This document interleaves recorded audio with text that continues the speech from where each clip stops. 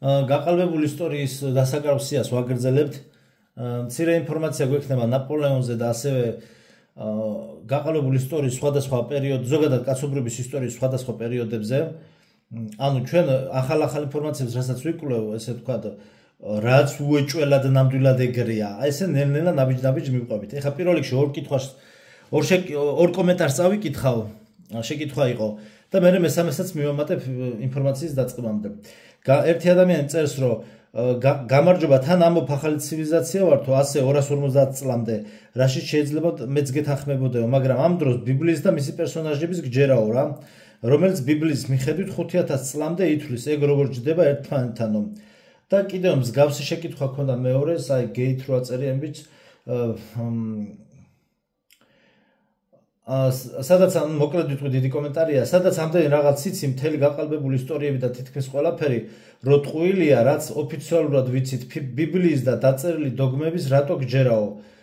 ეგეც ხო წერია ისევე როგორც გეოგრაფიის წიგნები წერია და ისტორიის. იქნებ ეგრე დაწერეს ტიპებმა, რომ მასები დააჯერონ რაღაცეებში. ანუ მარტო რწმენის ამბავი არა, თორე ვერაფერს ვერ დავამტკიცებთ, რომ მოსემ ისქნა, ქრისტემ ესქნავეს გააკეთაო და ასე შემდეგ. მე 100% მჯერა რომ ღმერთი ერთია, ყველასთვის და ეს რელიგიები ებრაელებმა დაწერეს, რომ მასები დაყონ და აჩხუბონ ერთმანეთში და ასე შემდგომ რა. და მე ეს არის რომელ ვიდეოზე იცით? პირამიდების ახალი სენსაცია, იერიქონის დაცემა და ვატიკანში დამალული მასალები საქართველოს შესახებ. 3 დღის წინ დადებული ვიდეოზეა ეს კომენტარები. აქ ეხლა მოდი ესეთი რამე აღვნიშნოთ. პირველ რიგში ნახეთ როგორ რამეა. პირველ რიგში უნდა დავიწყოთ ის, რომ აი თვითონ ეს ტექსტი მოვიშველი მინდა. იქნებ ეგრე დაწერეს ტიპებმა, რომ მასები დააჯერონ რაღაცეებში. ანუ აქ ეხლა არის ხალხო როგორი რამე ეცით. მე არ მინდა ისე გამომივიდეს, რომ მე ვარ ვიმეზე განათლებული. მე განათლება საერთოდ არ მაქვს, პირდაპირ შემიძლია ვთქვა. მიუხედავად იმისა, რომ მთელი ცხოვრება სასწავლებლებში და უმაღლესებში და კოლეჯებში ვიყავი, ანუ თავდაბლობით არ ვიძახი, მართლა არ მაქვს განათლება. უბრალოდ ვცდილობ არ გავჩერდე და ვიაზროვნე, იმიტომ რომ გავჩერდე, ანუ სააზროვნო ეს რთული თემები მე რომ მოვაშორო ჩემი ცხოვრებიდან, ანუ უბრალოდ დავდებილდები რა. იმიტომ რომ ეს არის ტვინის ტრენაჟორი. ადამიანს სულ ჭირდება ესეთი ვარჯიში და იძულებული ვარ და უბრალოდ ეს ქმნის ეფექტს, რომ ვითომ მე ვარ განათლებული. ამ დროს განათლებული არა ვარ. აი რაღაცა ცოდნა მექნება უკვე დაგროვებული სიბერეში რა, ცოდნა რაღაცა დონეზე. მაგრამ მართლა არა ვარ განათლებული, იმიტომ რომ აი ელემენტარული ვიკიპედიური ინფორმაციები არ ვიცი, ძალიან ბევრი რამე არ ვიცი და ძალიან ბევრი წიგნი არ მაქვს საკითხული. ანუ ამას თავდაბლობით არ ვამბობ, მართლა ეგრეა. და ეხლა ისი თქვა მინდა რომ ეხლა რასაც მე ვიტყვი, არ მინდა გამოვიდეს ისე რომ ვინმეზე ზევიდან უყურებ და ანუ მეტი განათლება მაქვს, იმიტომ რომ მე არ ვიცი ვის რა განათლება აქვს მიღებული, მაგრამ ამ კითხვიდან გამომდინარე გავცემ პასუხს. ნახეთ, ეს უბრალოდ რაღაცა დაწერეს ტიპებმა, ბიბლია ესეთი რამე არ არის. ბიბლია, ნახეთ როგორ რაღაცა არის. იმისათვის რომ ეს ამ შეკითხვაზე ადამიანმა გასცეს პასუხი და ეს მეორე კითხვაც და პირველი კითხვაც რაც არის, რომ რატო ჯერა ჩვენ ადამიანებს ბიბლიის და მისი პერსონაჟების ხო სიტყვაზე. თუმცა შეიძლება თქვა რომ არ არსებობდა.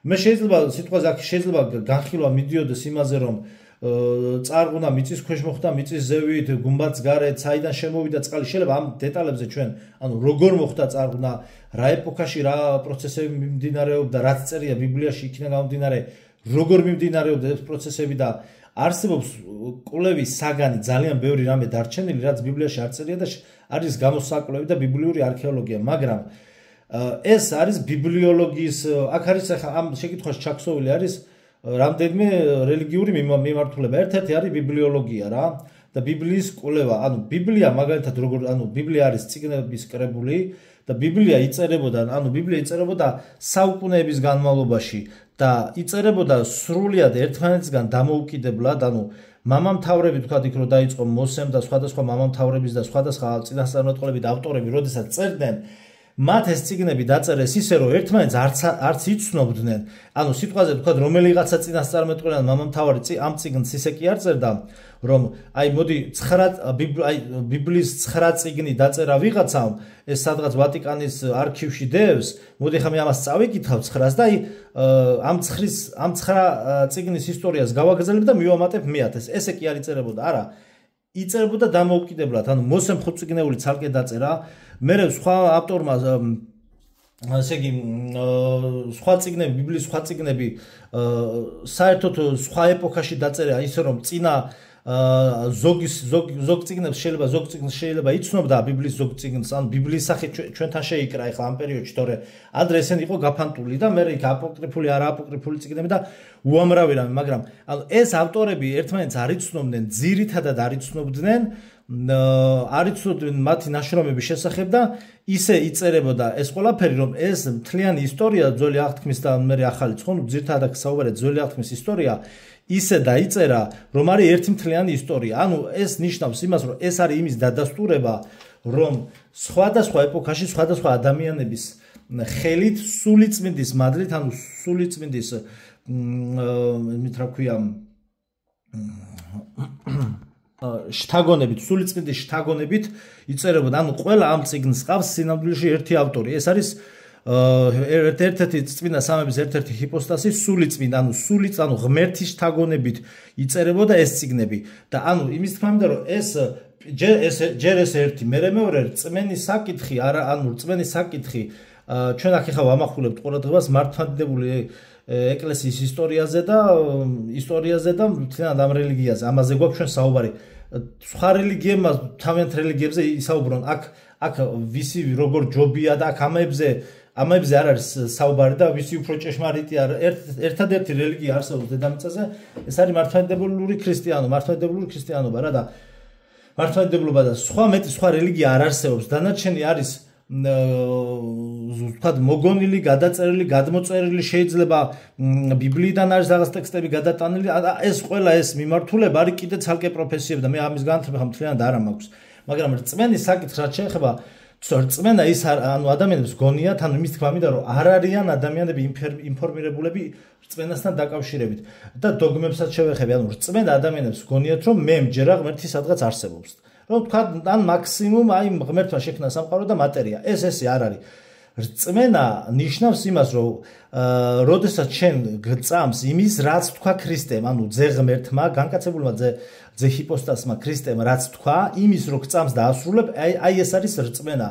და შენ აქ უკვე შედიხარ ლიტურგიკული, ეს ქრისტეს მთელი მოღვაწეობის პერიოდი არის რაც ჩვენთან ლიტურგიაზე და მწირვაზე აისახება, ძველი აღთქმა და ახალი აღთქმა ერთდროულად ქვეყნის დასაწყისიდან ქვეყნის დასასრულამდე, ეს არის ლიტურგიკული დრო და სივრცე და როდესაც ადამიანი ამ ლიტურგიკულ დროსა და სივრცეში შედიხარ, რწმენა არის ცოცხალი და როდესაც იქ ზიარება და სხვადასხვა საეკლესიო საიდუმლოებებს ეხები, ეს იმდენად ორგანული პროცესია, ღმერთთან ურთიერთობის იმდენად ორგანული პროცესია, რომ მე შენ კი არა გინდა სხვა სექტის თუ რაღაცა სხვადასხვა რელიგიების წარმომადგენლებს, გინდა სხვას, გინდა საერთოდ ოჯახის წევრს, მე რაც არ უნდა ვუმტკიცო, ეს შენ რასაც განიცდი და შენ რაც იცი, აი როდესაც ამ პროცესში შესული ხარ, იმას შენ სხვას ვერ გაუზიარებ. აი მაგალითად, ეტყვი, მოუყვები, მაგრამ არ დაგიჯერებს, იმიტომ რომ აი მაგალითად როგორ უნდა აუხსნა ადამიანმა სხვა რელიგიის წარმომადგენლებს,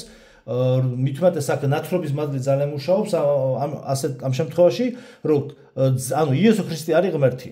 არანაირი ტექნიკური საკითხით, ლოგიკით, ადამიანური ლოგიკით, აზროვნების უნარით, არანაირ ლოგიკაში იესო ქრისტე რო არის ღმერთი, ეს ერთი შეხედვით არანაირ ლოგიკაში არ ჯდება. ეს ერთი შეხედვით. მაგრამ თუ სწორად მახსოვს, აი ირინეოს ლიონელის განმარტებას თუ წაიკითხავ, იქ მიხვდები, რომ ზუსტად ყველაფერი ჯერსეთ ეს ამბავი საღვთო ლოგიკის შედეგია, მაგრამ აი ნახე, წმინდა ირინეოს ლეონელის განმარტებას რო გაეცნობი, უკვე სხვანაირად იწყებ აზროვნებას, რომ როგორცო ესე იგი ევა, ადამი და ევა რა, პირველი ადამიანები ადამი და ევადან, როგორც ევაო ქალწულებაშიო ედემის ბაღში დაეცაო, ცოდვით დაეცაო, ის ასევე უნდა მომხდარიყო, ქალწულებაში უნდა მომხდარიყო ძე ღმერთის შობაო რა, ქალწულისაგან უნდა მომხდარიყო და ეს გამოხსნა უნდა მომხდარიყო,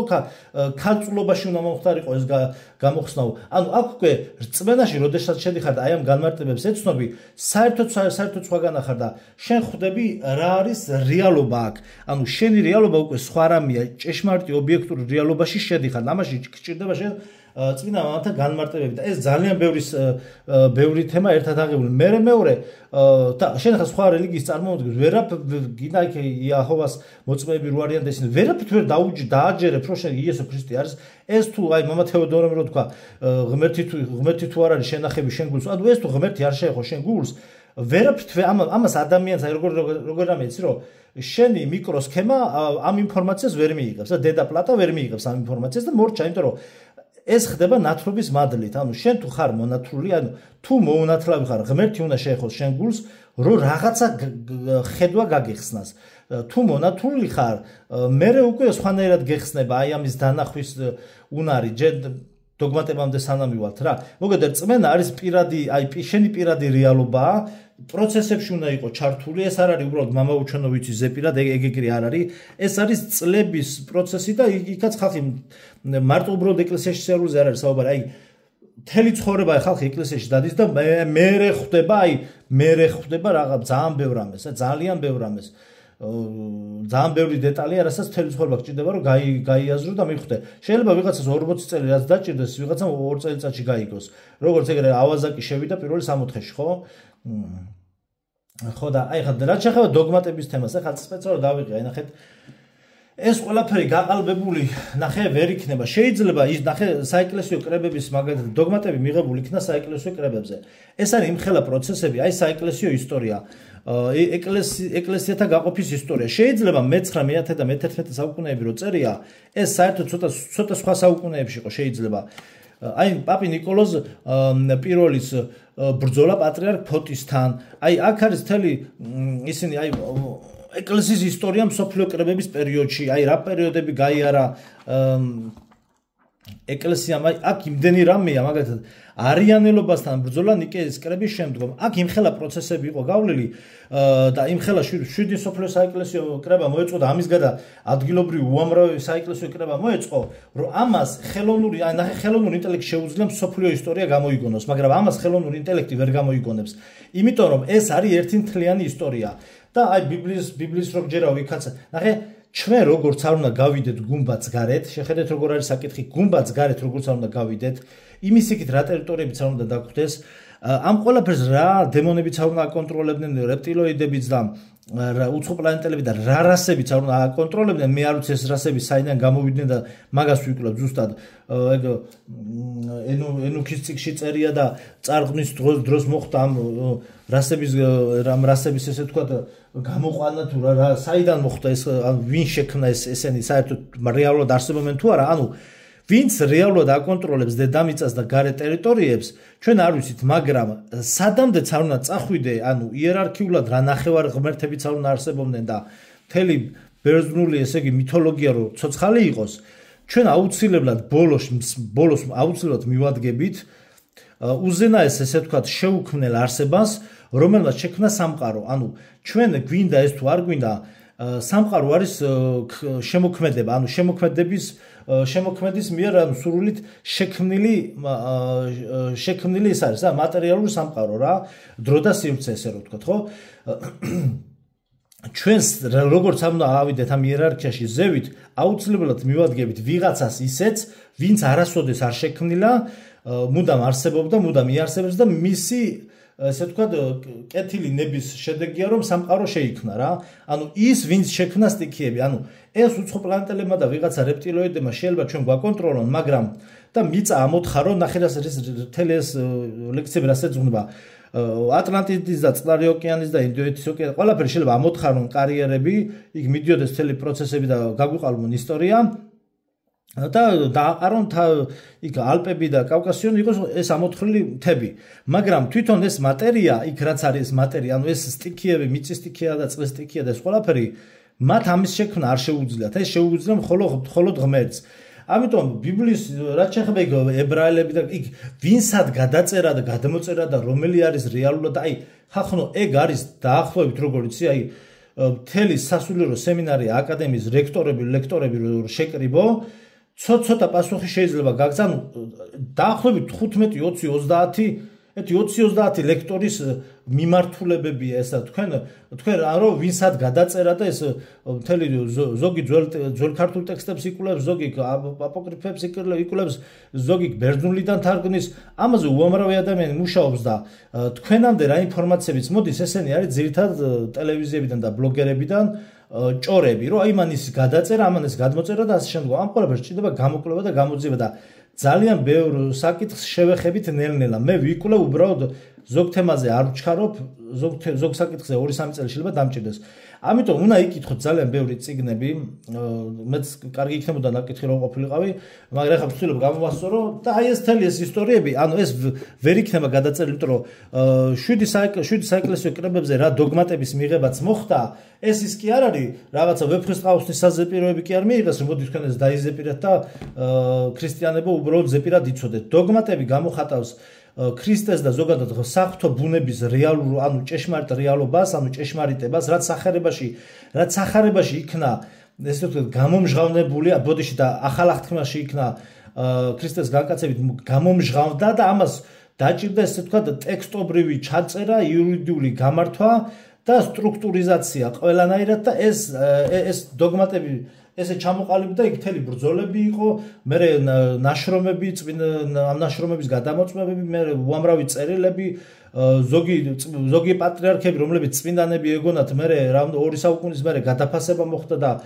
იქ ნესტორიანელური რაღაცა ბაცილები იპოვეს და ისეთი მათ ტექსტებში ისეთი მწვალებლური შინაარსის იდეები აღმოჩნდა, რომ მერე მათი სწავლებები შეაჩვია, ესე ვთქვათ, როგორ იტყვიან, ანათემას გადასცეს მათი სწავლებები, ზოგი ანათემას თვითონ პიროვნებები გადასცეს ანათემას, მთელი ამბები მოხდა აქ, ამას შენ ვერ გააყალბებ და ეს ყველაფერი იყო ახალი აღთქმის ეკლესიაში რაც გამომჟღავდა და რაც თელმა ძველი აღთქმის ეკლესიამ იწინასწარმეტყველა მამამთავრებმა და ეს არის ერთი მთლიანი ისტორია, ანუ ძველი მართლმადიდებლური რელიგია არის ერთი მთლიანი ისტორია, დაბადებიდან მოყოლებული ძველი აღთქმა, მთელი ეს საეკლესიო კრებები, დოგმატები, ეს ყველაფერი დღემდე ხორციელდება, დღემდე რეალურია და მე ქრისტეს მეორედ მოსვა და ეს და ასე შემდგომ და თქვენ უბრალოდ აი კურიერიდან ეცნობით რომ ვიღაცამ ღმერთმა იყიდა ჯიპი და მორჩა. ანუ ესე მარტივად არ არის ხალხურ საქმე.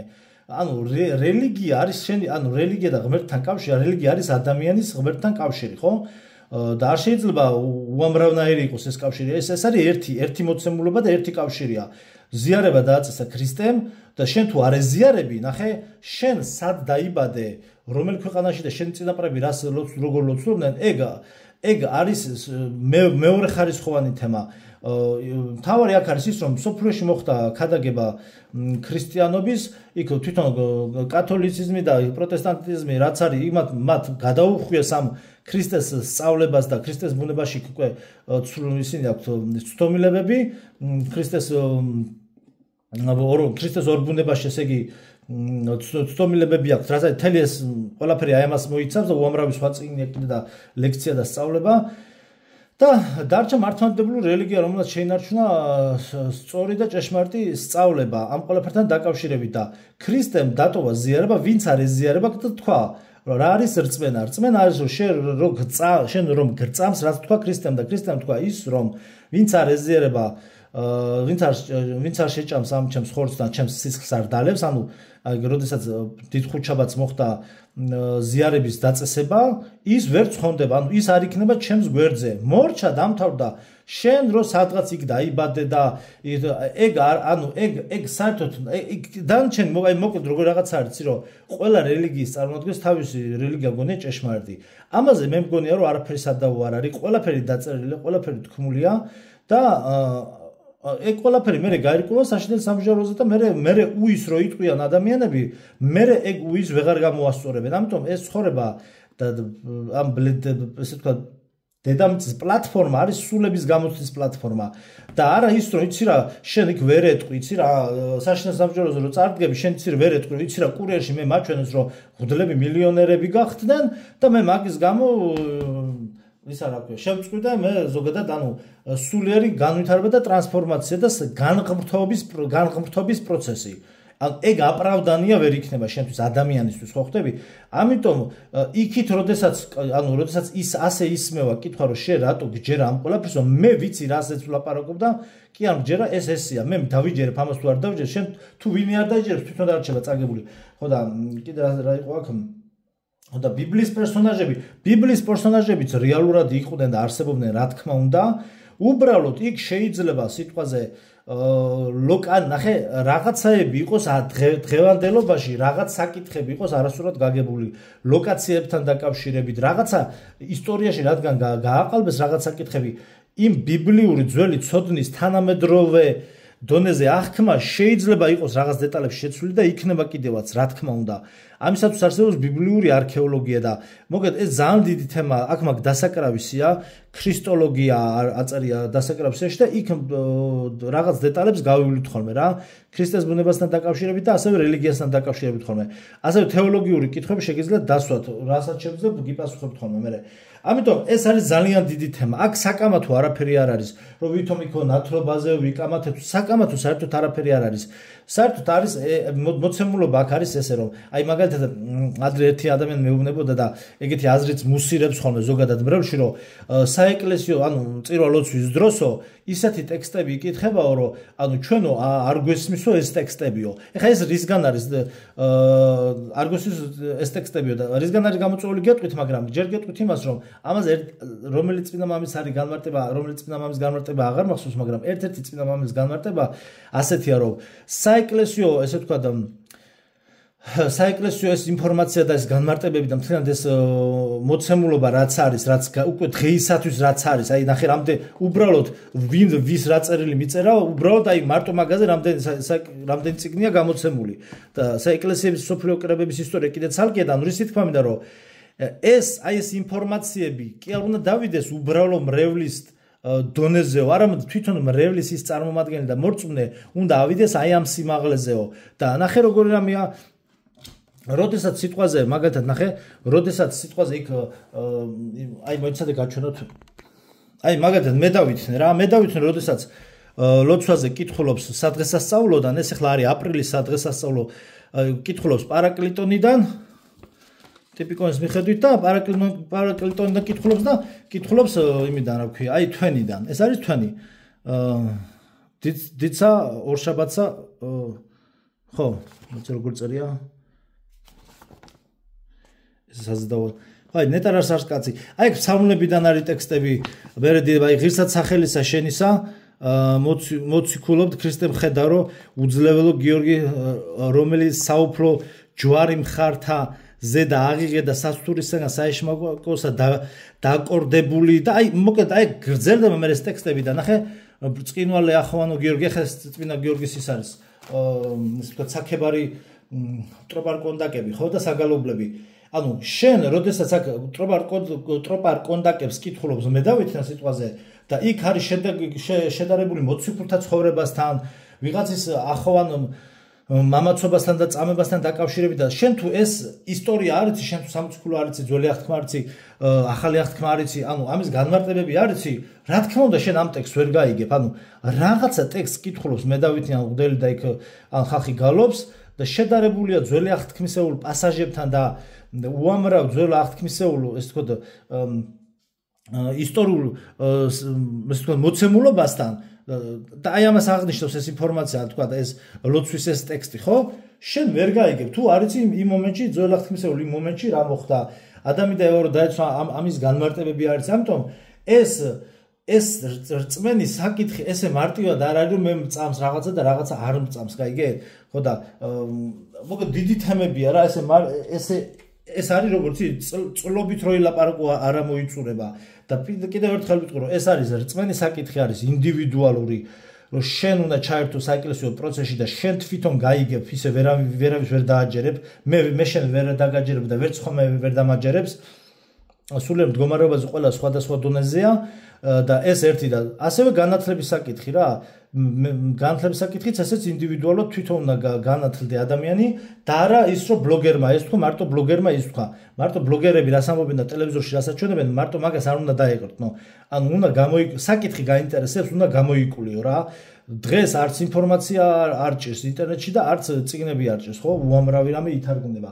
და პლუს ხო და ამ სოფლიო საეკლესიო კრებებზე მე პირველ და მეორე სოფლიო საეკლესიო კრებებზე მრწამსის დოგმატი რომ მრწამსის დოგმატის მიღება რომ მოხდა, ანუ მრწამსის დოგმატის აი მიღება რომ მოხდა და მრწამსის დოგმატის ანუ რომელიმე ერთ ხაი როგორ პუნქტსაც თუ არ ეთანხმები ადამიანი ვერ ცხონდები, ანუ ეგრევე ავტომატურად გამოდიხარ სულიწმინდის გმობაში. ეხლა ეს ვიღაცისთვის არის ცარიელი სიტყვები, ხო ხტები, მაგრამ ვიღაცისთვის თელს უსასრულო ვიღაცას ეს თელ უსასრულობად დაუჯდება. ამიტომ ამ საკითხებს ჭირდება გამოკვლევა რა და მე არ ვიცოდა არ ცოდვარიო, ეგ ეგრე არ არის. ამიტომ მოკლედ მე ამ ხელა პასუხი გავეცი, მეტი ამაზე მეტი არაფრის თქმა არ შემიძლია, უბრალოდ დასაკრავსიაში, ქრისტოლოგიის დასაკრავსიაში ვისაუბრებ მე დამატებით პუნქტებად უამრავ საკითხს შევეხებით რა. ეხლა გაყალბებულ ისტორიაზე იცი რა შევადარებ? მაგალითად საეკლესიო კრება რომ მოიწვიეს, თქვა, რომელიღაცა საეკლესიო კრება და იქ იჯდა თქვა 315 სასულიერო პირი. აი ნახე, თუ კვლავ როგორ აღშფოთდნენ ნიკეაში მიღებულ მრწამს ევსებისა და თეოგნოსის მომხრეები კონსტანტინე დიდის სიკვდილის შემდეგ. ანუ ხელოვნურ ინტელექტს არ შეუძლია ასეთი რამის დაწერა. ტვინი აუფეთქდება უბრალოდ სერვერები გადაიწვევება. აქ იმ ხელ ამბებია მომხდარი.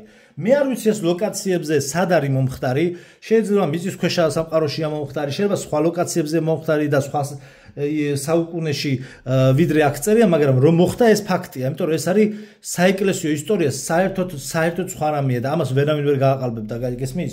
მაგრამ რის თქმა მინდოდა რომ აი საეკლესიო, თქვა სოფლიო საეკლესიო კრებაზე რომ შეიკრიბა 320 კაცი და 400 კაცი, იქ მონასტრები იყო 1000 რამე იყო და იქ 320 კაცს შეინახავდა, დააწვენდა, ესე ვთქვა, მიიღებდა და განათავსებდა, მაგრამ ზოგიერთი საეკლესიო კრება იმპერატორებმა მოიწვიეს და იქ წმინდა დედოფლები და იმპერატორები იყვნენ და მაგრამ როდესაც შენ მე მეუბნები რომ ამ იმპერატორს ყავდა ნახე მაგალითად სიტყვაზე 600,000-იანი რა 9 მილიონიანი ჯარი და ეს 9 მილიონიანი ჯარი ფეხით მიდიოდა იქამდე სადღაცა აზიამდე 5 თვის განმავლობაში ეს უკვე ზღაპარია იმიტომ რომ მაშინ უნდა მოაყოლო ამას რომ მაშინ რომ ტექნოლოგიებიც არსებობდა რაღაცა ტიპის გაიგე ასევე ბიბლიის ერთ-ერთ იმაზე ეხა მაგალითად შენ თუ სიტყვაზე ნახე მოციქულებმა იქადაგეს თელს მსოფლიოში მაგრამ იქ არის სამოციქულოში და მაგრამ მთელ ამ ისტორიებში აღწერილი რომ ანგელოზი აიყვანებდაო და ანუ ანგელოზი აღიტაცებდა ანუ როგორ უნდა მომხდარიყო ხო ანუ ანგელოზი აიტაცებდა მოციქულს და სხვა ტერიტორიაზე გადასვლავდაო ანუ როგორ უნდა მოესწრო მოციქულებს მიუხედავად იმისა რომ განაწილებული ჰქონდათ ანუ მთელ ამ კონტინენტებზე როგორ უნდა მოესწროთ თავიანთი სიცოცხლის განმავლობაში რომ მთელ მსოფლიოში ეკადაგათ ანუ ფეხით რო ევლოთ ვერ მოასწრებდნენ ხო და ამიტომ მე თქვა საეკლესიო ისტორია მეუბნება რომ ანგელოზი აიყვანებდაო ანუ რას ნიშნავს რომ ანგელოზი აიყვანდა ანუ აიყვანდა სადღაც პარიზში დასვავდა ინდოეთში ანუ რას ნიშნავს ეს ნიშნავს რომ ნახე პორტალები არსებობდა, ანუ ხსნიდნენ პორტალებს, ამას ახლა ტექნოლოგიური ძალით, ანგელოზის ძალით, ღმერთის ძალით იყო ხა მოციქულს ღმერთის ძალით ეძლეოდა ამის, ანუ პორტალს ხსნიდა მოციქული და გადადიოდა სხვა კონტინენტზე და პლუს ყველა ენაზე საუბრობდა. ანუ ყველა ენაზე ნიჭები ჰქონდათ, მტრებსაც ოცხლებდნენ კაცო და სხვადასხვა ენებზე ვერ ლაპარაკებდნენ. ანუ ნახე ტექნოლოგიური, ნახე როდესაც მე მეუბნება თქვა ეს სახარება, ანუ ზოგადად ბიბლია რომ აი ეს მოციქული ერთი კონტინენტიდან გაქრებოდა აქ და გაჩნდებოდა მეორე კონტინენტზე. ანუ ჩვენ ტექნოლოგიური კუთხით უნდა გავიგოთ, რომ ისინი ფლობდნენ პორტალებს, მაგრამ ოფიციალურ ისტორიაში ეს არ ფიქსირდება სადმე რომ პორტალებს ვინმე ფლობდა. მაგრამ მოციქულები თუ ფლობდნენ, ესე იგი რატო არ შეიძლება რომ სხვებსაც ქონოდათ ანუ რაღაცა ტიპის ჯადოქრებს ამ ალქიმიაში და იმ ამბავში პორტალების გახსნის საშუალება. ესე იგი ექნებოდათ, რადგან ესე იგი ეს ცოდა არსებობდა და ეს რა ძველ აღთქმაში არ იარსებობდა და ძველ აღთქმაში მით უმეტესი არსებობდა. ამიტომ ბიბლიაში რაც წერია და რაც არის დაწერილი ბოდიში ძველ აღთქმაში რაც არის დაწერილი ძველ აღთქმას აინტერესებს მამამთავრების ის ხაზი რომლისგანაც უნდა წამოსულიყო მესია და ესე ვთქვათ ვინც გამოიხსნიდა კაცობრიობის დაცემულ ბუნებას რა ადამიანის დაცემულ ბუნებას ეს აინტერესებს თორე ძველი აღთქმის ისტორია მსოფლიოს ისტორია კი არ არის მსოფლიო კაცობრიობის ისტორია კი არის იქ ბევრი რამე არის კიდე მომხდარი და აი წინა ვიდეოში რო ავახსენეთ რომ ლოტის ცოლი რომ მოტრიალდა და გაქვავდა ეს ჩვენ გვეუბნება იმას რომ კაჟის ცივილიზაცია იდგა მაგ პერიოდში და სხვათა შორის ცეცხლის წვიმები რაც მოდიოდა გოგირდები და რაღაცა იმაში სოდომ გომორში ზუსტად მაგას აღნიშნავს სავარაუდოდ ან კაჟის ცივილიზაციის ან დასაწყისი იყო ან დასასრული იყო ანუ ეს უკვე არის გვერდიდან უნდა გამოიკვლიო ჩვენ ვიცით რომ მოტრიალდა და გაქვავდა რატომ გაქვავდა და როგორ გაქვავდა ეხლა უნდა ადგე და გამოიგრძიო შენ ის რა ქვია ძველი აღთქმის ის კი არ არის კაცო Google-ში შეხვიდე ჩაწერო და ყველაფერი ამოგიღო რაც დაიწერა არის დაწერილი დანარჩენი სხვა წიგნებში უნდა ეძებო მოგეთ დიდი პასუხი გავეცი დიდი შესავალი გამოვიდა რა ანუ აქ მარტო ჯერა არ ჯერაზე ესე არ არის მარტივად არ არის და ხო ხვდებით ხო აი საეკლესიო ბოდიში ვერ დავამთავრე ხო აი იმას გეუბნებით რომ საეკლესიო აი 300 კაცს და 400 ეხა ამათ რო დაეწერათ ვიცი რა 400 კი არა 40000 კაცი საეკლესიო კრებას ესწრებოდა 40000 კაციანი რაღაცა სასულიერო პირების რაოდენობა და სადღაც ჰიმალაის მთებში ჩატარდა ხა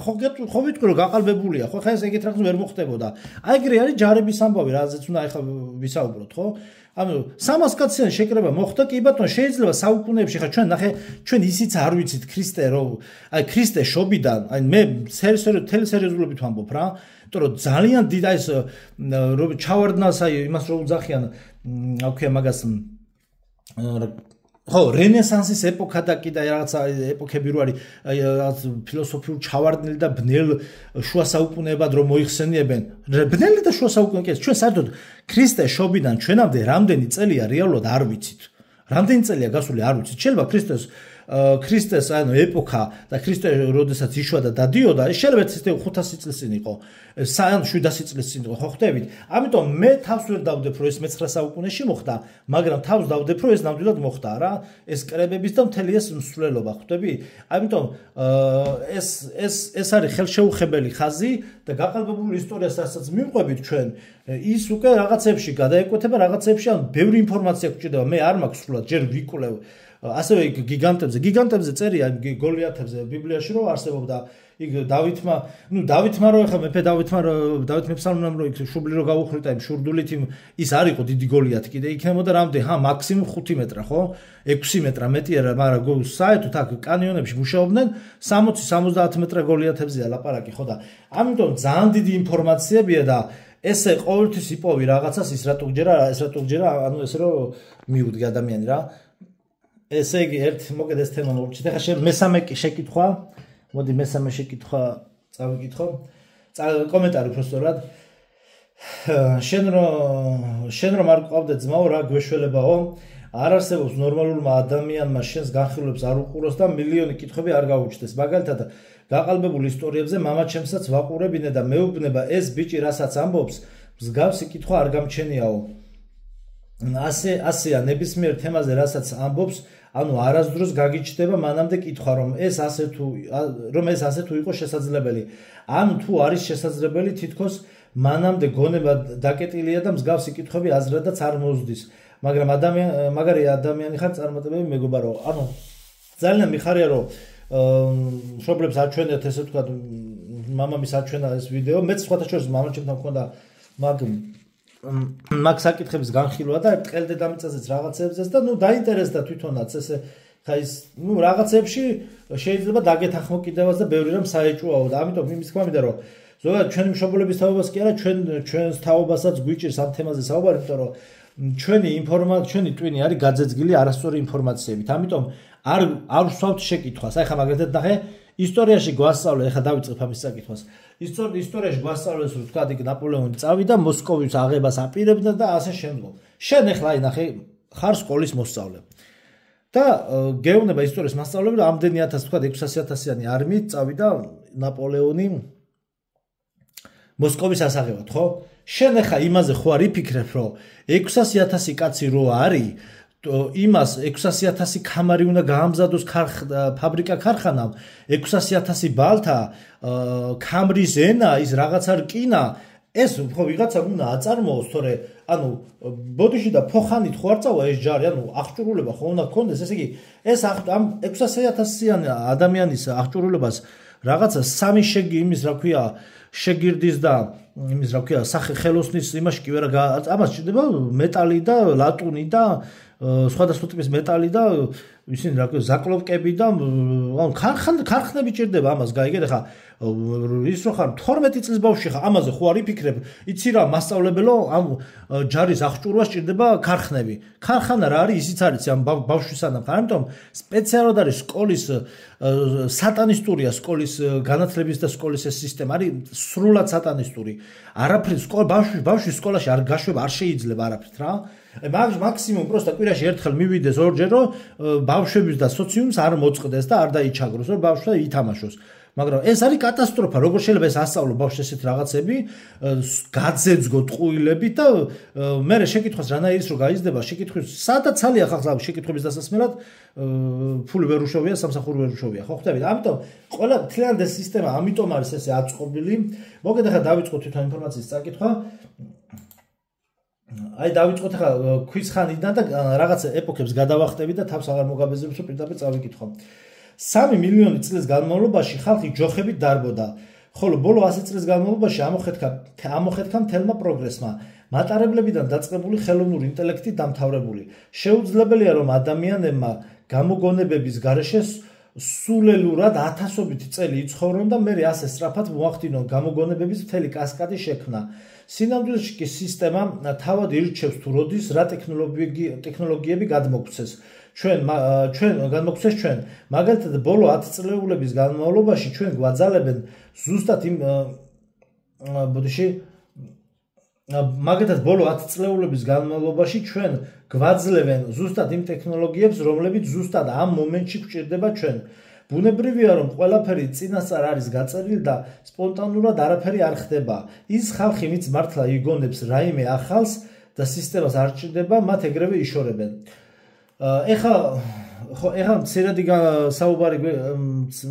მცირედი ვისაუბროთ აი ამ ჯაჭვის და ხმლის და აი ამ ყველაფრის წარმოებაზე მაგრამ პირველ რიგში ვიტყვი იმას რომ რას ნიშნავს მეტალის მოპოვება და წარმოება პატარა კომენტარს გავუკეთებ ამაზე ცალკე კიდე ვიდეო გვექნება მე რასაც გეუბნებით ეს არის აი რო იტყვიან ფოლადის არგუმენტი ნახეთ ადამიანს და ეს უამრავი ბლოგერი ამაზე საუბრობს რომ ადამიანს არ შეუძლია თავისით აი ნახე მიწაზე იმყოფება ადამიანი გარკვეული ტიპის ქვის ხანებია ნეოლითის ხანებია რაღაცების ხანებია ხო ადამიანს არ შეუძლია ნახეთ როგორ არ შეუძლია წარმოიდგინოს თავის ფანტაზიაში არ შეიძლება არც ერთი განვითარების ეპოქაში გაჩნდეს იდეა რომ მეტალი არის მიწაში ანუ ადამიანს ამის წარმოდგენა არ შეუძლია ჯერ არ შეუძლია ამის წარმოდგენა გაგება და აი ვიღაცამაც რომ მოვიდეს და გითხრას ვერ გაიგებ რა აი ქვის ხანის ადამიანი ხარ და ვიღაც მოდის გეუნება შენი მეზობელი გამოქვაბულინა რომ იცი რა თურმე მეტალი ყოფილა მიწაში აი ვერ გაიგებ ვერაფერს მე მეორე არიცი სად უნდა ეძებო მე მესამე ვერ მოძებნი მე მეოთხე და ვერ მოიპოვებ და მე მეხუთე რომც დაიწყო ამოჭიჭქნა და აი მაგალითად იმერეთში რომ მეტალს რო უძახიან ის შავი ისინი რო ამოდის ხო რა არის მეტალს უძახიან მე თვითონ პირდაპირ მაგას არ ქვია აღარ მახსოვს რაც მე იმაში ფეროში რო აბარებენ ხოლმე ზესტაფონის ფეროში რო აბარებენ ხოლმე ხო ბავშვობაში თხრიდით ხოლმე ზესტაფონში და იქ ხო და მე ხალხს როცა უჭირდა ფეროში აბარებდნენ რა მეტალს უძახდნენ რა თვითონ რა ნივთიერება აღარ მახსოვს აი ეგეც რომ მოიპოვო ხო ანუ ნახე ის რომ ვიღაცამ რო ეს მოიპოვა ნახე ამოვთხარე რეალურად ბავშვობაში მე რამდენი უნდა ამოვთხარო მიწაში ხო მაქსიმუმ ერთი ვედრო მაქსიმუმ აი თელმა სოფელმა რო ძალიან იწვალოთ 10-მა სოფელმა რო იწვალოთ გავსო ერთი კამაზე რა სიტყვაზე ვთქვით ერთი სატვირთოს საბარგული სატვირთოს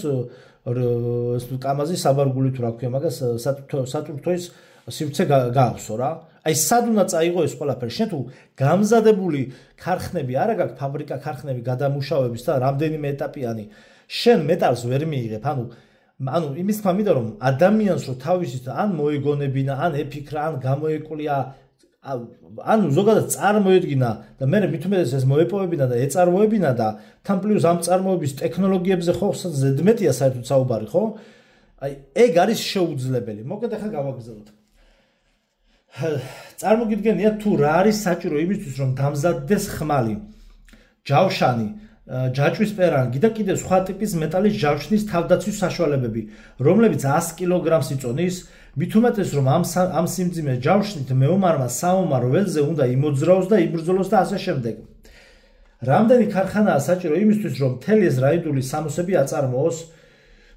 ანუ აქ არის საუბარი იმაზე, რომ ამ იმპერიები, რომ ვითომ იმპერიები არსებობდა და ჯარები ყავდათ და რომის იმპერიები და ეს ხო, ასე შემდგომ. ნახე, ჩვენ ვიცით, რომ რომის იმპერიების დროს და ასეთი ამ იმპერიების დროს ყავდან წამებულები, მოწამეები, არ ვიცი ჩვენ ზოგი შეიძლება არსებობდა, ზოგი შეიძლება არ არსებობდა. ეს მე არ ვიცი, მე ამას ვერ გეტყვით, მაგრამ მე გეტყვით ერთ იმას, რომ აი რომის იმპერიას, ანუ ოფიციალური ისტორია რაც არის, რომ რომის იმპერიას ან ნებისმიერ სხვა იმპერიას, ბიზანტიის იმპერიას რო ყავდა ეს ჯარები და ოღონდ იმოცემულობაში რომ ქარხნები და ეს არანაირ, ანუ როგორც არის ოფიციალური ისტორია, ხო? მე გეუბნებთ, რომ ჯარი თუ ეყოლებოდა, ჯარს ვერსად ვერ გაუშვებდა და ჯარს ვერ აღჭურვავდა. ანუ მეტალი არ ექნებოდათ ფიზიკურად, მაგდენი მით უმეტეს. რამდენი ქარხანაა საჭირო იმისთვის, რომ მთელი ეს რაიდული სამოსები აწარმოოს? რამდენი საწარმო ქარხანაა საჭირო ამდენი ხმლის საწარმოებლად? ეს ყველაფერი მთლიანად მეტალის მზად წარმოება და გადამუშავება უბრალოდ ტექნოლოგია კი არაა, არამედ განვითარების უმაგრესი საფეხურია. ოფიციალური ისტორიის მიხედვით კი ხალხი ამ დროს ნაქსოვი ფეხსაცმელებით დადიოდა. კანალიზაციაც კი არ არსებობდა, მაგრამ ამავდროულად ხმლების საწარმოო ქარხნები გამოდის რომ მუშაობდაო რა, ესე რომ ვთქვათ. მაგრამ ისტორიაში გარწერია. ასევე რაიდების ჯავშნებსაც აწარმოებდა. რა თქმა უნდა, ფილმებში ყველაფერს საინტერესოდ გვაჩვენებენ, რომ ნავარჯიშები და ჯანიანი წვეროსანი მამაკაცი თავის სამჭედროში თუ როგორ ამზადებს ხმალს, ჯაჭვის პერანგს, ჯავშნებს და ამ ყველაფერს სრული სიზუსტით ამუშავებს. მაგრამ ლოგიკა ის არის, რომ მეტალს ვერაფრით ვერ მოიპოვებ. კირკას მეტალის გარეშე ვერ დაამზადებ. აი ნახეთ რაზე არა, კირკას მეტალის გარეშე ვერ დაამზადებ. ეს არის ოქროს ფორმულა. შენ არა გაქვს მეტალი, არა გაქვს კირკა, მორჩა. მადანს კი ხისა და ქვის ჯოხებით ვერ ამოთხრი. თქვენ იცით როგორ ხდება მადნის მოპოვება? უზარმაზარი სატვირთო მანქანები, ესკავატორები, უშველებელი ბურღები, გიგანტური შახტები და მერე ამ ყველაფრის გადამუშავება ქარხნებში ხდება. ეს უზარმაზარი მანქანები, მექანიზმები და დიდი წამოწყება, ანუ ეს არის ის, რომ ადამიანს დამოუკიდებლად არც შეუძლია და ვერც შეძლებს, რომ ეს თავად მოიფიქროს მთელი ეს მეტალის მიღების პროცედურების სქემა. ამას თვითონ ვერასდროს ააშენებს. ხო, ეს მეტალის წარმოებაზე. ეს ძალიან დიდი თემა და მე გავაგზავნებთ კიდე სხვადასხვა ვიდეოებში. ახლა გადავედით ხომალდებზე. ანუ გაყალბებულ ისტორიაში მეგობრებო, ანუ არის კიდევ ცალკე ქვეპუნქტი კონტენტი, ესე ქვეპუნქტივით კონტენტი, რომ აი ხის ხომალდები და ხის გემები, აი იალქნიანი გემები რო არ არსებობდნენ. მაგრამ არ ვიცი რაღაც ვიდეოებში მე მაგ ნანახი რომ სადღაც ფსკერებზე თითქოს უნახავთ, მაგრამ მოკლედ მოდი ხა ეგ ინფორმაცია წავიკითხოთ. მაგრამ ბლოგერებს ეგ რა არგუმენტებიც აქვთ, ყველა მყარი არგუმენტია ნამდვილად. იმიტომ რომ ოფიციალური ისტორიის წყაროებში ვერ ჯდება ლოგიკაში, რომ ეწარმოებინათ ეს ბოდიში და აეგოთ ხის ხომალდები. რატომ ვამბობ, რომ ხის ხომალდებს არასდროს არ უარსებიათ? ხე როგორც მატერია ჰერმეტული სტრუქტურების ასაგებად სრულიად გამოუყენებელი და გამოუსადეგარი მასალაა და მით უმეტეს რომ წყალთან ურთიერთობაში პირველ რიგში ხელპება და შრება. აი მაქსიმუმ ღვინოს ბოჭკას თუ გააკეთებ რა. ფიცრებს თქვენ გვერდ ისე ვერ განათავსებთ რომ შიგნით წყალმა არ გაჟონოს. ფიცარი წყლისგან ლპება, ის მასზე ხრახნივით გადის და ткаცუნობს. შეუშვებს წყალს და მორჩა თქვენი გემი გაჩერდება. და რა სახის მტკიცებულებები გაქვთ თქვენ? აივაზოვსკის ნახატებზე დახატული გემები? მორჩა მეტი არანაირი, დღის შუქზე ვერანაირი ხის გემს თქვენ ვერ შეხვდებით. ფეოდალურ წყობაში არ არსებობდა ისეთი მოსახლეობა, რომლებსაც ამ ტიპის ძალიან მოცულობითი და შრომატევადი სტრუქტურების შექმნა შეეძლებოდათ და ამას არც არანაირი აზრი არ ჰქონდა. იმიტომ რომ თქვენ ვაჭრობა არ გაქვთ, ფულის მიმოქცევა არ ხდება და ფული არ გაქვთ. არსად წასვლა არ გჭირდებათ. ფეოდალი თავისი სოფლიდან მაქსიმუმ 30 კილომეტრის დისტანციაზე თუ მოშორდებოდა თავის სამოსახლოს, მეზობელ ქალაქამდე ან რაიონამდე რომ ჩასულიყო. ცირკულარული, ანუ წრიული ხერხის გარეშე თქვენ დაფას ვერ დაამზადებდით. რომც დავუშვათ თეორია, რომ თქვენ ააგეთ ხის ხომალდი, ამას მხოლოდ იმ ელექტროენერგიის გამოგონების შემდგომ შეძლებდით, მანამდე ვერა. რადგანაც ორხელიანი ხერხით ხის ბოჭკოების გასწრვი სხივი გააკეთოთ 4-ვე მხრიდან და მერე შუაზე გაჭრათ, ეს გახლავთ აუწეველი და წარმოუდგენელი შრომატევადი და შეუძლებელი სამუშაო და ასევე სრულიად უაზრო, იმიტომ რომ თქვენ ეს ხომალდი ერთი ასანთის ღერით 5 წუთში დაიწვება. თქვენი მის ასაშენებლად 2 წელი იმუშავებთ, ვიღაცა ასანთს მიიტანს ახლოს და ეს ხომალდი 3 წამში ჩაიწვება. ხოლო ომისთვის ეს სრულიად უაზრო და გამოუყედებელი სტრუქტურაა. ერთი აფეთქება ან ცეცხლოვანი გასროლა და ყველაფერი ფერფლად იქცევა. მით უმეტეს რომ ასეთ ხომალდზე კარკასის დაფიქსირება შეუძლებელია. თუ კი თქვენ ხის კასრს აკეთებთ, იქ საჭიროა რკინის წრიული ორი კონსტრუქცია ჩაუმაგროთ თავსა და ბოლოში. მოიცა დავხაზო აი ეს საერთოდ წარმოიდგინე ხის ბოჭკები რო არის რა, ცოტათი წამოვიდა. ეს წავშალა. აი ეს ხის ვიდეო თუ გინახავთ, ხის კაზრები რომ მზადდება, აი ეს მეტალის მეტალი აი ზევით და ქვევით მეტალის ორი რკინა, ლენტისებური რკინა მეტალი უნდა შემოახვიო, რაც კონსტრუქციას დაიჭერს რა. იმას გავს რა, თონეს გავს ხოლმე, თონესაც ეგრე უკეთდება, რომ ეს ფიცრები არ დაიშალოს.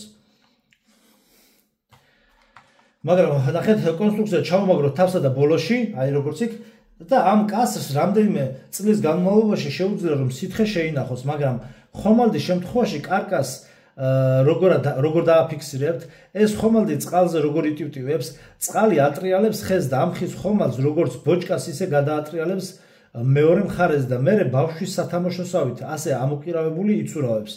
ხომალდის ცენტრს ისე ვერ გაასწორნასწორებ, რომ არ გადაბრუნდეს.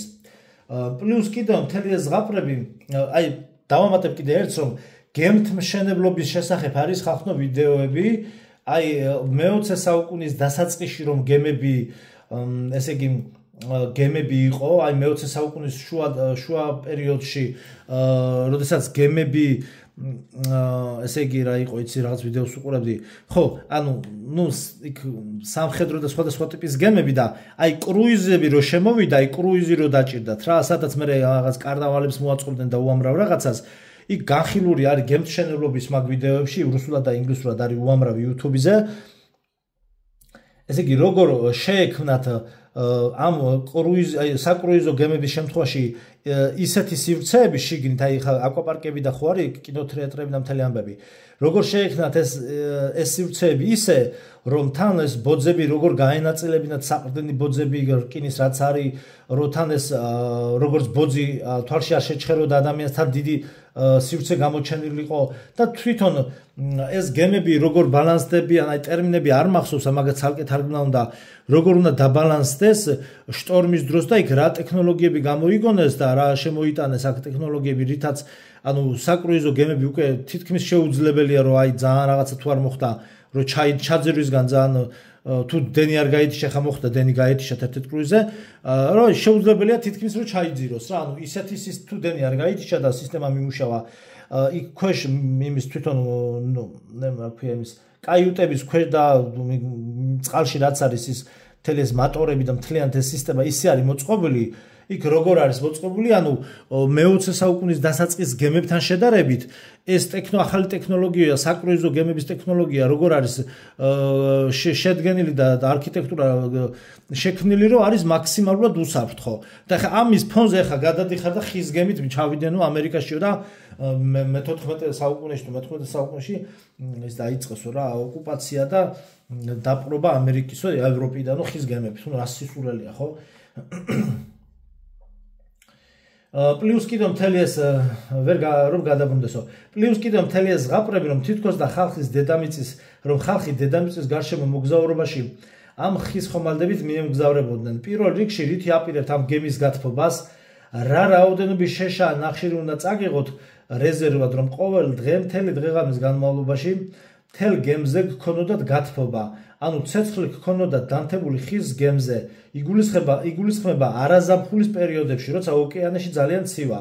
ასევე, როდესაც ხის ფიცრები და დაფები, რომლებზეც თქვენ ყოველ დღე დადიხართ, ზევიდან რომ დადიხართ ეს მასალა გამრუდებას განიცდის და ხომალდის ყველა კუთხე კუნჭულში დაიწყებს ხის მასალა დახრას გამრუდებასა და გაღუნვებს, რათა გაღუნვებს თან როცა ამხელა ტვირთები გიდევს გემბანზე, ამ დროს, ნახეთ, ამ დროს ამ ტვირთის წონა ამ ფიცრებს ზევიდან ქვევით აწვება და ხომალდის გარეთ წყლიდან ქვევიდან ზევით წნევა აწვება გემს, ანუ ამ ფიცრებს რა, ქვევიდან ზევით წყლის წნევა აწვება.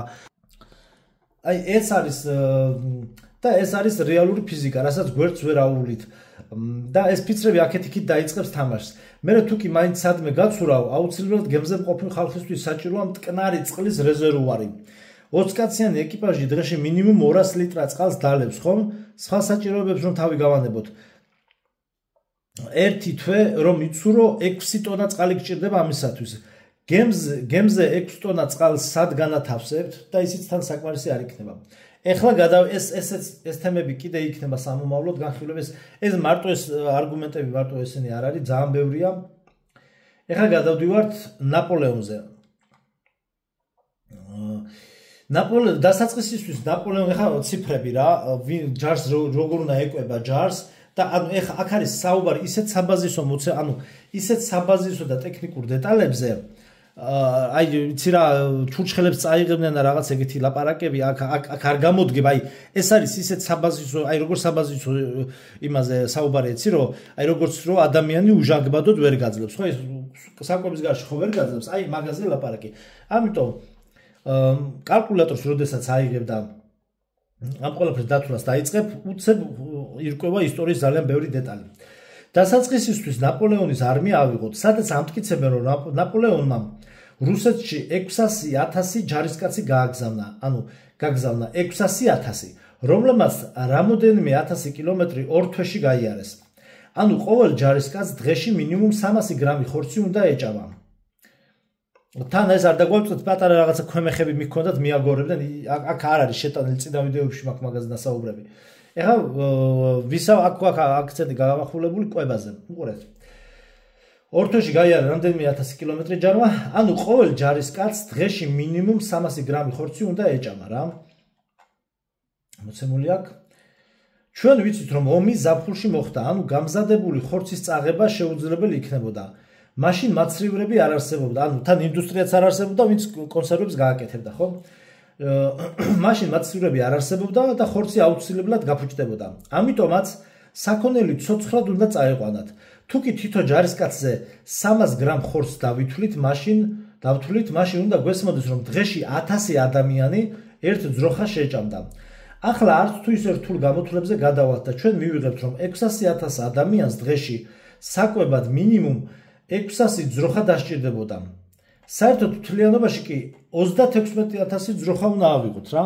ანუ მინიმუმ 2 თვის განმავლობაში დაჭირდებოდა ნაპოლეონის არმიას, რომ თან წაესხა, რომ იტყვიან წაეყვანათ 36,000 ძროხა და ნელა-ნელა ეჭამათ.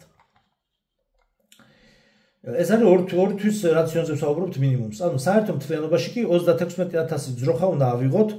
ხორცის გარდა ასევე სიმინდის წაღება იქნებოდა საჭირო.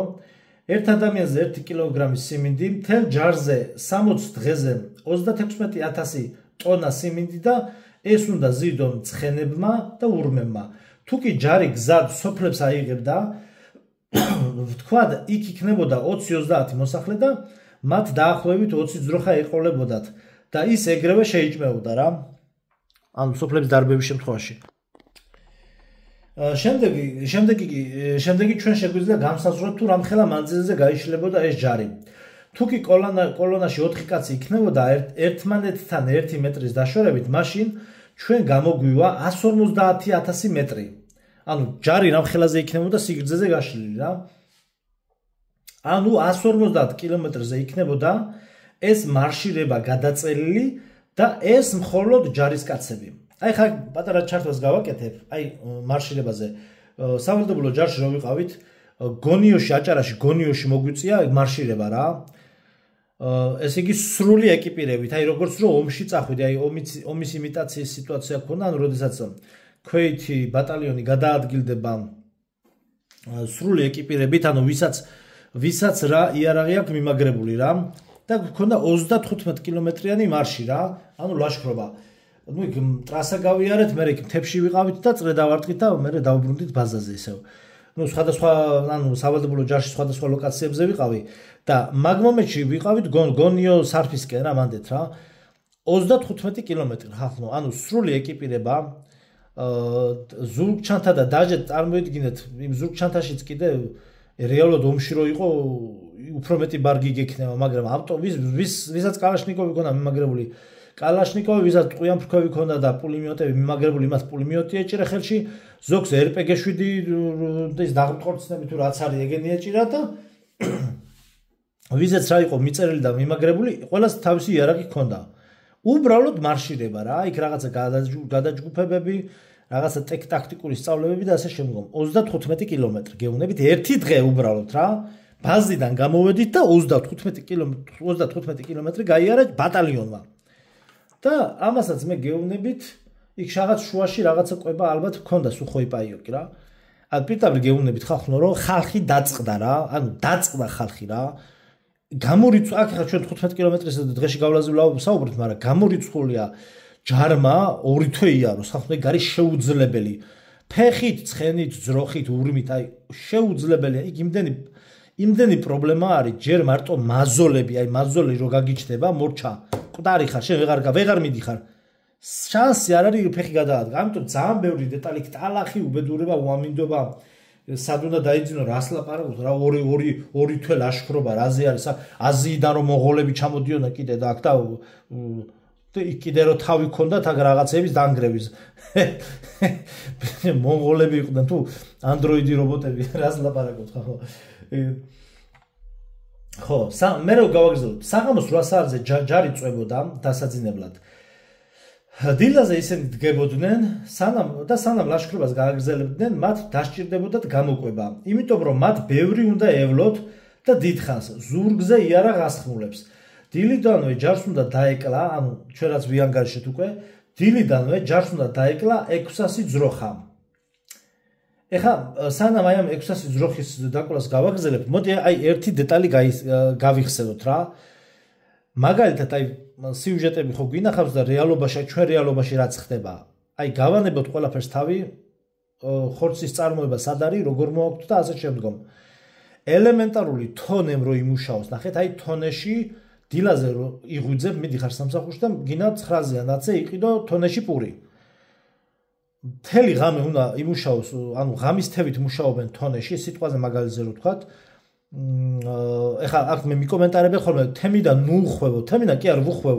პირდაპირ ისეთ რაღაცებს გიყვებით, რაც პარალელს ავლებს და მიგახვედრებთ, რაზე აქ საუბარი.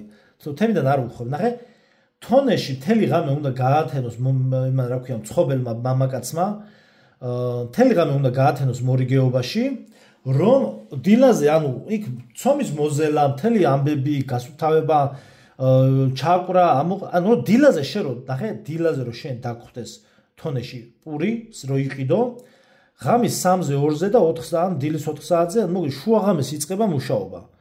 ამიტომ რომ მორიგეობაში არიან. ასევე ყველაზე მთავარი შაურმები. შაურმა იმისათვის რომ შენ დილაზე 11-ზე, 10-ზე თუ სადღამის არ არის, ხო? საშაურმე რო გაიხსნას და შენ დილაზე მოგემსახუროს და შაურმა შეჭამო, ხო არის ზოგი სადღამისოა, ზოგი დილას იხსნება და საღამომდეა. ამისათვის საჭირო რომ მეშაურმეებზე მთელი არმია, ნუ რამდენიც არის შეიძლება ზოგან ერთი კაცია კაც, მაგრამ ზოგან 2-ია. 2 ადამიანი, 3 ადამიანი ხო მუშაობს საშუალოდ. საჭირო რომ ამათმა მუშაობა დაიწყოს შუაღამეზე. ნუ ზოგმა შეიძლება 5-ზე, ზოგმა 4-ზე. ანუ აი აქ ამ პროცესზე, თან ამას მე გეუბნები თქვენ, გამზადებული, გამღვალი უკვე მაცევრიდან გამოღებული ხორცი უნდა წამოაცვა ამ რაღაცა შამფურებზე, რკინებზე, მთელი სააწყოთ დაიწყო ამის შეწვა. ეხლა თქვენ ამას მიამატეთ, რომ ძროხა ყავს დასაკლავი, ბიჭო, 600 ძროხა ყავს დასაკლავი. გეუბნებით ხალხო, ეს ნახეთ როგორ რაღაც არის, აი, ვისაც სოფელში შეხება ქონია ელემენტარულად, რა ვიცი, ახალ წელზე, ბიჭო, დალოცვილი ახალ წელზე ან შობას. ღორის დაკვლაში მაინც ხომ იგიღიათ მონაწილეობა. მე რო ღორი დავკალი, დედას ვიცა ვარ, ერთი კვირა ლილოში დავდიოდი, სასწორებს 1000 რაღაცას ვყიდულობდი. და მე თუ კი ვინმე ნაცნობი და ძმაკაცი ხო და ყველას ვუძახდი რომ ერთი კვირა ვემზადებოდი რომ ერთი საწყალი ღორი დამეკლა. ერთი ღორი და მთელი დღე ოფლიანი დაურბოდი შამფურებით, ნაჯახით, მაჩეტეთი ხელში და ესე იგი არ ვიცი თავის ადმება არ ვიცოდი. თქვენ მელაპარაკები 600 ძროხა დაკლა ყოველ დღე. ეხა ეს მე შაურმების მაგალითი რატომ მოგიყვანე, იცი რომ ამ ძროხების დაბანვა 3 დღით ადრე უნდა და გამზადება 3 დღით ადრე უნდა დაეწყოთ, 3 დღის მერე რაც უნდა დაეკლათ. ამაზეა ლაპარაკი რა. შეუძლებელი რამეა. გავაგრძელოთ. ეხა აი მე ხო წარმოგადგენია თელე საშაურმები და თელე ეს პროცესები. თან ჩაცმული დახურული მოვიდა, ეს თანამშრომელი სახლიდან მოდის ჩაცმული დახურული და იმაში აკეთებს ამ ყველაფერს მოწესრიგებულ სამზარეულოში.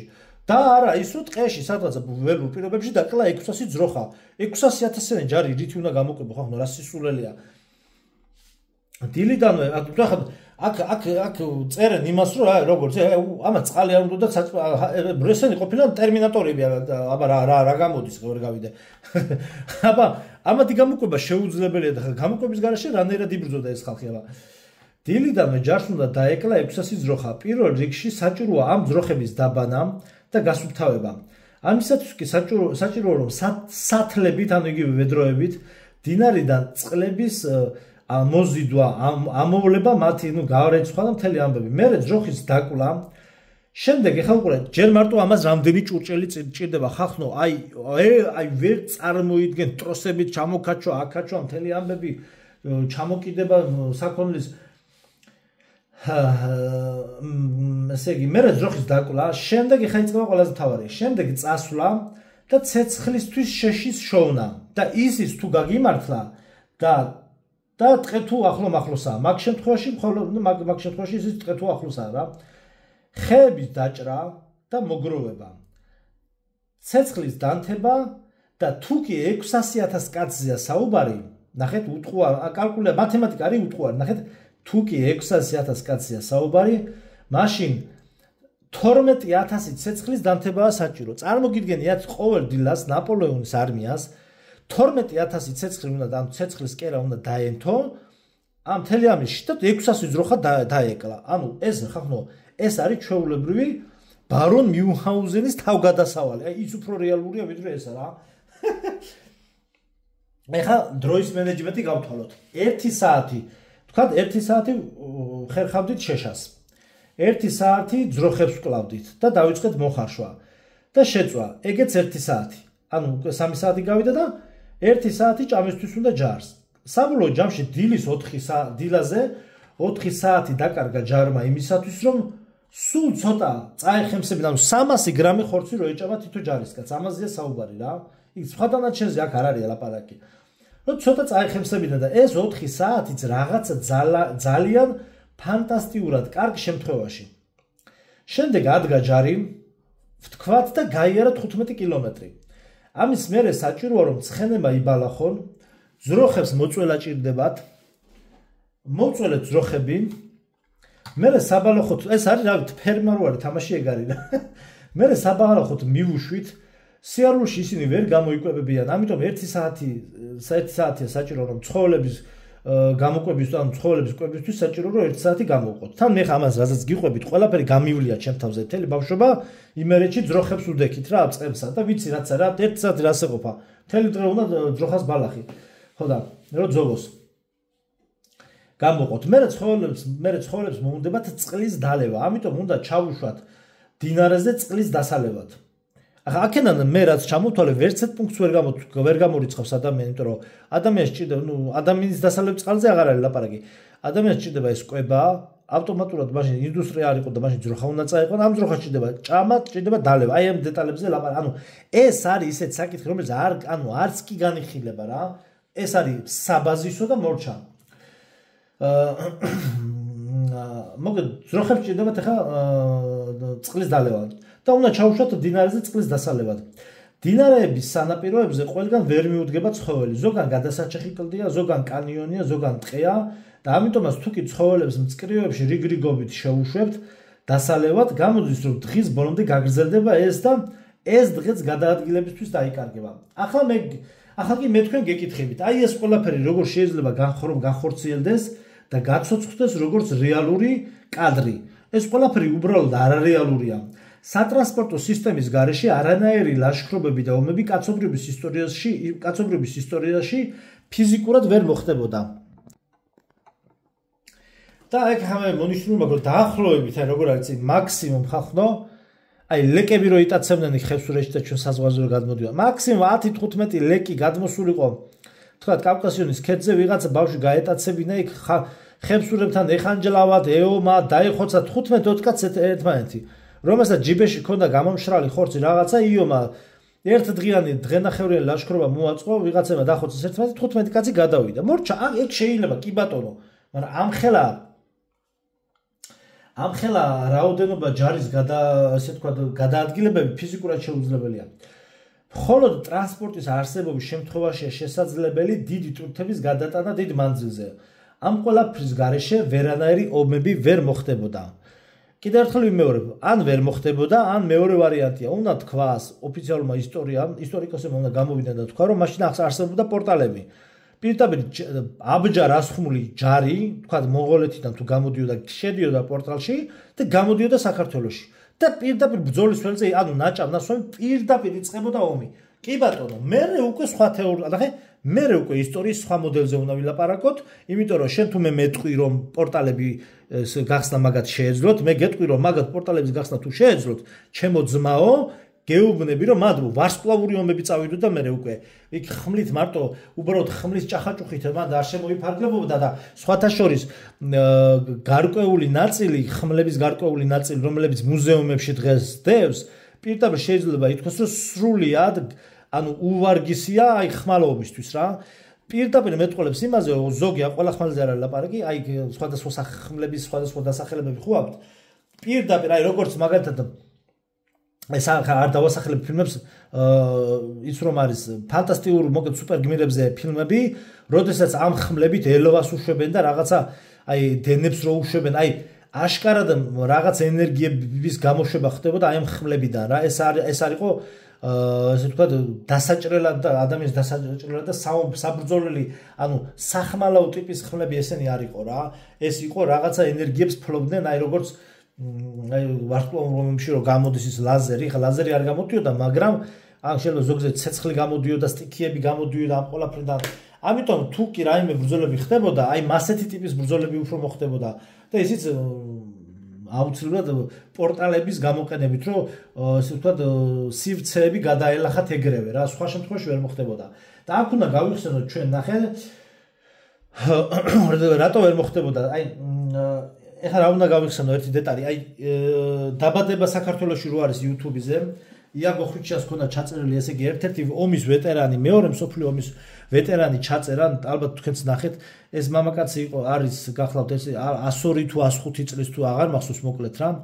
და ეს კაცი იყო, მეორე მსოფლიო ომის დროს რა ხდებოდა. ნახეთ რას ჩვენ კი ვიცით რაც ხდებოდა, მაგრამ ძალიან მნიშვნელოვანია ადამიანი რომელიც გიყვება პირდაპირ აკოპში რა ხდებოდა. წარმოიდგინეთ სტალინის ნახეთ რისი თქმა მინდა სტალინის ინდუსტრიალიზაციამ რა გააკეთა რომ აკოფებში ხალხო თბილი პური მიდიოდა. თქვენ წარმოგიდგენიათ რაზეა ლაპარაკი? ფაბრიკა ქარხნები ისე მუშაობდა რომ აკოფებში მიდიოდა, ანუ ამოთხილ აკოფები არ ქვია ხო? ჩაწოლილები რო იყვნენ და ამაგრებდნენ პოზიციებს სანამ შეტევაზე გადავინონ და რაღაც ხო გადიოდა დრო. არაფერი არ არის, სასმელი არ გვაკლდაო. თქვენ გესმით რაზეა საუბარი? ეს ყველაფერი მოდიოდა ურმებით კი არ, მანქანებით მოდიოდა. ამ ყველაფერზე მუშაობდა მთელი საბჭოთა კავშირის ქვეყნები, ანუ მთელი საბჭოთა კავშირი მუშაობდა თავიანთი ფაბრიკა ქარხნებით და მე პირადად მაგალითად მამაჩემმა მომიყვა რომ ნახევარი წუთით რო დაეგვიანებინა, ხა ძველი ისტორიებს 1000 ვიღაცისგან ვისმენ, ოჯახის წევრებისგან და ნაცნობებისგან, ხო? ნახევარი წუთნახევარი 2 წუთი რო დაეგვიანებინა რამდენჯერმე ქარხანაში რო აი მაგ ომის პერიოდში რო ქარხანაში მუშას რო და ხელოსნას რო დაეგვიანებინაო 1 წუთი და 2 წუთი რამდენჯერმე რო დააგვიანებდაო ეგრევე აციმბირებდნენ რა. იმიტომ რომ მთელი ჯარისკაცების კვება ამაზე იყო დამოკიდებული და ხალხი ვერ ისაჭკავებდა. ამიტომ იყო ძალიან კაცრი ხელი ამ სტალინის ხელით, იმიტომ რომ ეს ეპოქა უნდა ეს პროცესი ისტორიული მდგომარეობა მეორე მსოფლიო ომის უნდა გაევლო მსოფლიოს ხვდებით და აკოფში მიდიოდა თბილი პური. თქვენ წარმოგიდგენთ კონსერვებზე და იმაზე აღარ ვლაპარაკობ. ანუ ერთადერთი იმ შემთხვევაში ეს ყველაფერი შესაძლებელი, როდესაც ტრანსპორტი არსებობს, მეტალის წარმოება არსებობს, ფაბრიკა ქარხნების მუშაობა მიმდინარეობს მთელი საბჭოთა კავშირის მასშტაბით და აი დაკონსერვება ხდება და ამ იმის რა ქვია სუხოი პაიოკების და გაგზავნა საბრძოლო ხაზზე. აგერ TikTok-ზე და YouTube-ზე არის ცალკე კონტენტებია, ამერიკული სუხოი პაიოკების unboxing-ი რო არის რა. 70 წლის წინანდელი, აი პირდაპირ მნიშვნელობით 70 წლის წინანდელი პეჩენიები და ორცხობილები რა დონეზე ხარისხიანად არის გაკეთებული. ანუ თუ ესეთი წარმოება გაგაჩნია, ასეთ შემთხვევაში შენ შეგიძლია აწარმოო ომი, კი ბატონო, მაგრამ ურმების და ცხენების შემთხვევაში შენ ვერ აწარმოებ ომს. ჯერ მარტო 7-8 წელი პეჩენია რო იდოს იქ, რამხელა კონსერვებია გაკეთებული და რამხელა ჟეშტი არის გამოყენებული, ესე უხეშად რო ვთქვათ იქ. რამხელ და ესეთი გადაამრავლე მილიარდობით იწარმოებოდა, მილიონობით კი მილიარდობით. იმიტომ რომ 4 წელი მიდიოდა ომი, ხო? პატარ-პატარა ომებზე ალაპარაკო და პლუს კიდევ პირველი მსოფლიო ომი. ანუ ასეთ შემთხვევაში შესაძლებელია, ანუ ძიმე ტექნიკის გადაადგილება ესე ტრანსპორტის სისტემის გარეშე, ანუ ამ ძიმე ტვირთების გადაადგილება არის შეუძლებელი. და კიდევ ერთხელ მე ფაქტებს გეუბნებით. ხო და მოკეთ იმ კაცმა ძალიან ბევრი დეტალი მოყვა საინტერესო, როგორ ყვება, როგორი გამართული იყო. ანუ ომში ხალხს არ მოშხახნო, მეორე მსოფლიო ომში ხალხი აკოპში იწვა და იქ არ მოშივნიათ და წარმოიდგინეთ დღეს ხალხს აგერ ქუჩაში შია რა, სადაც გადაწეძგილი არის მაკდონალდსები და სულ ისინი რა ქვია მარკეტებით და ყველაფრით, ხო? ნუ ეს ხო უნდა მოახერ, მე ხა სტალინსკი არ ვასხავ ხოტბას. მე ვამბობ იმას უბრალოდ, რომ ეს ხო უნდა მოახერ ხო ესე, რომ ხალხს შიოდეს რა. ხალხს აკოპში არ შიოდა. აგერ კორპუსის გვერდზე ხალხს ზის და მშიერია ზოგი რა. უსახკაროა და 1000 მშიერი ის არის და სტატისტიკები არის მაგას, ხო? ხო და მეორე დეტალი კიდე. გავიხსენოთ ახლა რაც ხალხს ავიწყდება ესეთი რამეები. რუსეთ-უკრაინის ომი რო იწყებოდა, რუსეთ-უკრაინის ომი. ნუ ჯერ ის საინტერესო ფაქტი ხო იყო, რომ ომი დაიწყო თუ არა ეგრევე კოვიდი რო გააჩერეს, მაგრამ ნახეთ, ტელევიზიაში რა მიდიოდა, აი რა გადიოდა ტელევიზიაში. პუტინმა, ნუ რუსეთმა მოკლედ მძიმე ტექნიკა, აი ნახეთ რას ვამბობ, მძიმე ტექნიკა დადო, თქვენ ეხლა გაგახსენებათ ეს კადრები. პირდაპირ აიღო ეს ტექნიკა, ტანკები და მთელი სამხედრო არტილერია დადეს მატარებლებზე და გაუშვეს უკრაინაში. ესე იგი, ამ ლიბერასტულ არხებზე მიდიოდა, ესე იგი, მეთქი ხა გაშლილი ხელი ჩამარტყმევინა აი ამ ჟურნალისტისთვის შუბლში, მეთქი და time producer-ისთვის, ვინც ამას უწერს. ესე იგი, მთელი ეშელონები, ნახეთ რას ვამბობ, მთელი ეშელონები დატვირთული ეს რკინიგზა მიდის, წარმოიდგინეთ, მიდიოდა უკრაინაში. ანუ ქვეყანა ემზადება ომისთვის, ტექნიკას აგზავნის აქედან რუსეთი და ჟურნალისტები აქ აცხადებენ. ეს კადრებს თან გაჩვენებენ რომ მიდის. ესო კაცო პუტინიო ვერ გაბედავსო. პუტინი ვერ გაბედავსო ბრძოლასო და იმას ომის დაწყებასო. რას ქვია თუ ვერ გაბედავს ბიჭო, თუ ვერ გაბედავს, ეს ის ხო არ არის ბავშვს სტადიონზე ბურთი გაუგორო და მე იმან გამოგიგოროს. აქ რამდენი რესურსი იხარჯება, მილიონები დოლარი ხარჯება მარტო იმის გადაგზავნაზე. ეს ის კი არ არის ექსკურსიაზე კი არ გაუშვა უკრაინაში ტანკები. ანუ კაცი ტანკებს უიღებ პუტინს კი არ ვასხავ აქაც ხოთბას. რას ვამბობ, ფაქტს გეუბნები, კაცი.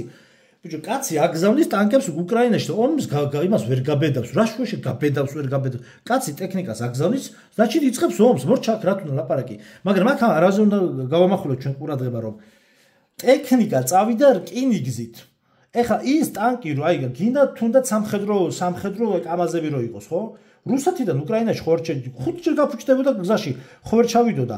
ამიტომ რკინიგზის არარსებობის შემთხვევა, ანუ თუ რკინიგზა არ იარსებებს, შენ ომს ვერ დაიწყებ. ანუ რკინიგზის დღესაც კი, რკინიგზის არარსებობის შემთხვევაში ომს ვერ დაიწყებ. მაქსიმუმ რაღაცა ისტრიბი წელებით ებრძოლო ერთმანეთს საში. ანუ ტექნიკა თუ შენ არ გადაიყვანე, შენ თუ ტექნიკა არ გადაიყვანე უცხო ტერიტორიაზე და მოგე საბრძოლო ხაზზე, შენ ისე ამ ტანკს როგორ მიიყვან იქამდე ფიზიკურად 3000 კილომეტრს ბიჭო, ტექნიკა ტანკი ვერ გაივლის და ის სატვირთო ვერ გაივლის, იმიტომ რომ ის სატვირთო იქ რო ჩავა უკრაინამდე უკვე აღარ ივარგებს იქ.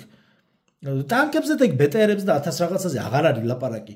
და შენ მეუბნები რომ 600,000 არმია რა ქვია ერთდღიან ექსკურსიაზე გაუშვა ნაპოლეონმა, ამიტომაც ნაპოლეონი არის მთლიანად გამოგონილი პერსონაჟი, ისევე როგორც ძალიან ბევრი ეგეთი სამხედრო ლიდერი. და ბოლოს ესე ვთქვა, მე მგონი ყველაფერი გასაგებად ვისაუბრე, შეკითხვები დასვით. და ეხლა ჩიპებზე ვისაუბრებთ ორ სიტყვას და ყველა ეს თემა რაც ახლა ახსენე, მომავალში კიდე გავშლით სხვადასხვა კუთხიდან. ისეთი მოწყობილობა, როგორც ჩიპი და მიკროსქემებია, შეუძლებელი იქნებოდა, რომ ადამიანის მიერ ყოფილიყო გამოგონებული. ისეთი ძალიან მაგარი ტექნოლოგია, როგორც მიკროჩიპია, კომპიუტერები, ტელეფონები, ყველა ეს ტექნოლოგიებია, რომლებსაც ადამიანები იყენებენ. მათ ასწავლეს, როგორ გამოიყენონ ეს ტექნოლოგია, როგორ შეაკეთონ ეს ტექნიკები და ამიტომაც შეუძლიათ მათ ამ ტექნიკის პროფილაქტიკა. მიკროჩიპებისა და მიკროსქემების მცოდნე ადამიანებს კითხეთ, აბა თუ შეძლებენ ამ ტექნოლოგიის დამზადებას. ვერა, იმიტომ რომ ადამიანს მსგავსი ტექნოლოგიის გამოგონება და მერე დამზადება არ შეუძლია. როგორი პროგრესიცა და როგორი ჭკვიანი ხალხიც არ უნდა იყვნენ, მიუხედავად ამისა, ეს ხალხი ამ ტექნოლოგიებს საიდანღაც იღებს და არა ის, რომ თავისით იგონებდნენ. ჩვენ ვეჯახებით აზრს, რომ ცოდნის გარეშე მიკროჩიპი ადამიანმა ნულიდან მოიგონოს. ეს შეუძლებელია. ეს ისევე შეუძლებელია, როგორც ახალი ამბანის შექმნა. რა თქმა უნდა, არიან მცირე რაოდენობა გამომგონებლების, მაგრამ ეს ხალხი ეყრდნობა იმ ტექნოლოგიებს, რომელიც უკვე ჩვენ მოგცეს და ამის საფუძველზე იგონებენ დანარჩენ ტექნიკას, ან რობოტებს აწყობენ. ნულიდან ამ ყველაფრის გამოგონება კი, როგორც დრო მაჩვენა, ნამდვილად შეუძლებელია. ნახვამდის.